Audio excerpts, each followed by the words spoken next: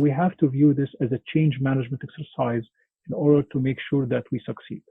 So what are the solutions? How should we approach this problem? So first off, I would say every change involves or has an opportunity to it. So I think we should capitalize on some of the opportunities that is afforded to us by the shift to online learning. So first of all, it affords us a lot of flexibility.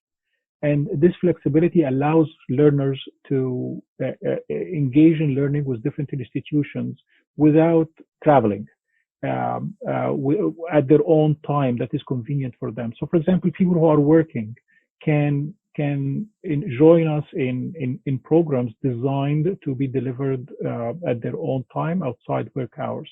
We've done that, for example, in a very popular blended learning online MBA, and that has had huge success. Online education allows institutions a wider reach to students in geographic locations that they would not have access to previously. It also supports this notion of increasing importance of lifelong learning.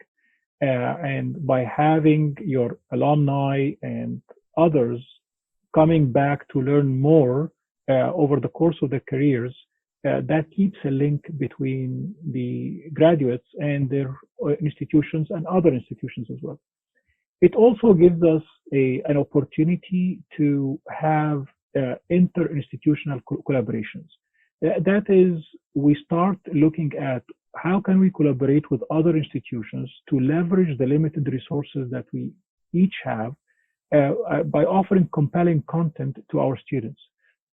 So that not everybody has to offer every course, but maybe institutions could have pockets of excellence or in certain areas and share the content that is compelling to deliver online because they can dedicate the resources to doing a great job at delivering that specific content.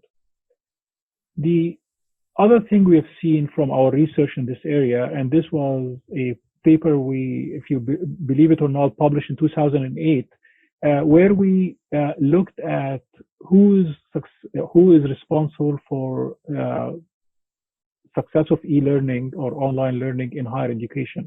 And there we argued that it's a stakeholder approach that must be taken to understand the conditions under which a system like this would succeed.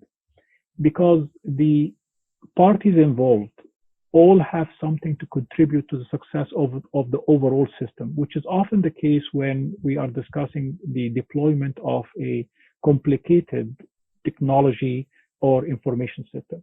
So if you think about the stakeholders involved here, you have students, and those are at the center of this system. Those are the constituents we are seeking to educate. There are the instructors, the parents, the staff at universities and schools. There is the government, there are the administrators at universities and in the public schooling system.